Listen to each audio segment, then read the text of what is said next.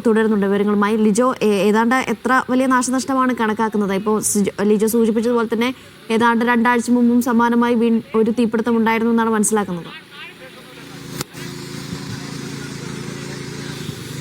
അതെ അതെ അതെ അതെ അതെ അത്തരത്തിലുള്ള ഒരു കാര്യം തന്നെയാണ് ഉണ്ടായത്. കാര്യം ഈ അന്നുണ്ടായത് ഈ കുരിപ്പുഴ മുക്കാട് എന്ന് പറയുന്ന സ്ഥലത്തായിരുന്നു. വലിയ 2 ബോട്ടുകൾക്കായിരുന്നു അന്ന് തീപിടുത്തമുണ്ടായത്. മറ്റൊരു കാര്യമെന്ന് പറയുന്നത് ഇപ്പോൾ 10 ബോട്ടുകൾ, അതായത് 10 ബോട്ടുകളാണ് പൂർണ്ണ നശിച്ചിരിക്കുന്നത്. മറ്റ് ഉള്ളവയുടെ കാര്യം, അതായത് മറ്റ് ഇവിടെയുള്ളവയെല്ലാം ഇവിടെ നിന്ന് അഴിച്ച് കൃത്യമായി മാറ്റിയത് കൊണ്ടാണ് വലിയ ഒരു ദുരന്തം ഒഴിവാക്കാനായിട്ട് സാധിച്ചിരിക്കുന്നത്. ഫയർഫോഴ്സിന്റെ മറ്റുമൊക്കെയുള്ള സമയോചിതമായ ഇടപെടൽ കൊണ്ട് മറ്റ് ബോട്ടുകൾക്ക് വലിയ ഇവിടെ നിന്ന് അതിനെ മാറ്റാൻ സാധിച്ചു. ഈ ദൃശ്യങ്ങളിൽ നമുക്ക് കാണാൻ കഴിയുന്നത്, അതായത് ഒരു ബോട്ട് ഇപ്പോഴും കത്തുന്നു, അത് കുറച്ച് ഉൾഭാഗത്തേക്കാണ് കിടക്കുന്നത്. അതുകൊണ്ട് ഫയർഫോഴ്സ് സംഘത്തിന് അവിടേക്ക് എത്തുന്നതിന് പ്രായോഗികമായ ചെറിയ ബുദ്ധിമുട്ടുകളുണ്ട്.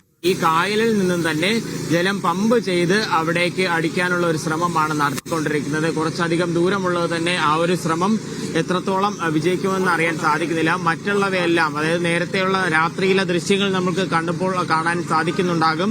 അതിൽ വ്യക്തമാണ് നിന്ന് എല്ലാം അഗ്നിഗോളമായിക്കൊണ്ടിരിക്കുകയായിരുന്നു പൂർണ്ണമായും എന്നുള്ളതാണ് ഏറ്റവും ഭീകരമായിരിക്കുന്ന ഒരു കാര്യമെന്ന് പറയുന്നത്. അവിടെ നിന്നുമാണ് ഇത്രത്തോളം അതിനെ കെടുത്താനും സാധിച്ചത്. ചില ബോട്ടുകൾക്ക്, കാര്യം രാവിലെയൊക്കെ ഇത് മത്സ്യബന്ധനത്തിന് ഒരുപക്ഷെ പോകുന്നതിന് വേണ്ടി തയ്യാറായി ഈ ഡീസലൊക്കെ പൂർണ്ണമായും അടിച്ചിരുന്ന ബോട്ടുകൾ എന്നൊക്കെ ചില ആളുകളൊക്കെ പറയുകയും ചെയ്യുന്നുണ്ട്. അപ്പോൾ അത്തരത്തിലൊക്കെ ആണോ എന്താണ് സംഭവിച്ചതെന്നുള്ള കാര്യമെല്ലാം പരിശോധിക്കേണ്ടിയിരിക്കുന്നുണ്ട്. ഈ ദൃശ്യങ്ങളിൽ ഇപ്പോൾ കത്തിക്കരിഞ്ഞ നിരവധി ബോട്ടുകളും ഒരു ഗ്യാസ് സിലിണ്ടർ ഉൾപ്പെടെയുള്ളവ ഇപ്പോൾ പുറത്തേക്കൊക്കെ എടുക്കുകയും ചെയ്യുന്നുണ്ട്. ഗ്യാസ് സിലിണ്ടർ ഉൾപ്പെടെയുള്ളവ ഇപ്പോൾ എടുത്ത് മാറ്റുകയാണ് ഫയർഫോഴ്സ് ഉദ്യോഗസ്ഥർ. മറ്റ് പല ഗ്യാസ് സിലിണ്ടറുകളുമൊക്കെ പൊട്ടിത്തെറിച്ചുവെങ്കിൽ പോലും പൊട്ടിത്തെറിക്കാതിരുന്ന മറ്റ് ഗ്യാസ് സിലിണ്ടറുകളും മറ്റും, അതായത് ദിവസങ്ങളെടുത്തായിരിക്കും ഇവർ ചിലപ്പോൾ മത്സ്യബന്ധനം പൂർത്തിയാക്കി മടങ്ങിയെത്തുന്നത്. അപ്പോൾ അവരുടെ ആവശ്യത്തിന് ഭക്ഷണം പാചകം ചെയ്യുന്നതിനും മറ്റ് ആവശ്യങ്ങൾക്കൊക്കെ വേണ്ടിയുള്ള ആ സിലിണ്ടറുകളാണ് ഇപ്പോൾ എടുത്ത് മാറ്റിക്കൊണ്ടിരിക്കുന്നത്.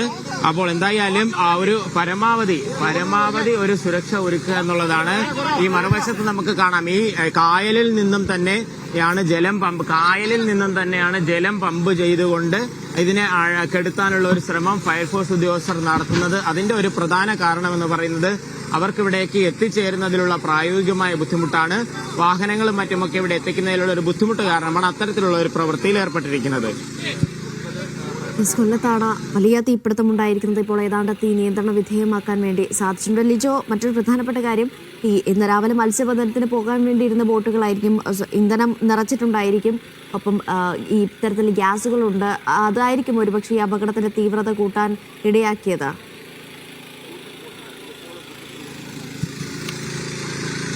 പക്ഷെ അത് ആളുകളോടൊക്കെ, അതായത് ചില ആളുകളൊക്കെ അത്തരത്തിലുള്ള ഒരു കാര്യം പറയുന്നുണ്ടെങ്കിൽ പോലും അത് എത്രത്തോളം യാഥാർത്ഥ്യമാണെന്നുള്ള ഒരു കാര്യം ഒരു പ്രശ്നമെന്ന് പറഞ്ഞാൽ സാധാരണ ഈ 1:30 സമയത്തൊന്നും തന്നെ ഈ ജീവനക്കാരും സാധാരണ ഈ ബോട്ടുകളിലേക്കൊന്നും കടന്നു വരാറില്ലായിരുന്നു. പിന്നെ എങ്ങനെയാണ് ഇത്തരത്തിലൊരു സംഭവം ഉണ്ടായത് എന്നുള്ളതാണ്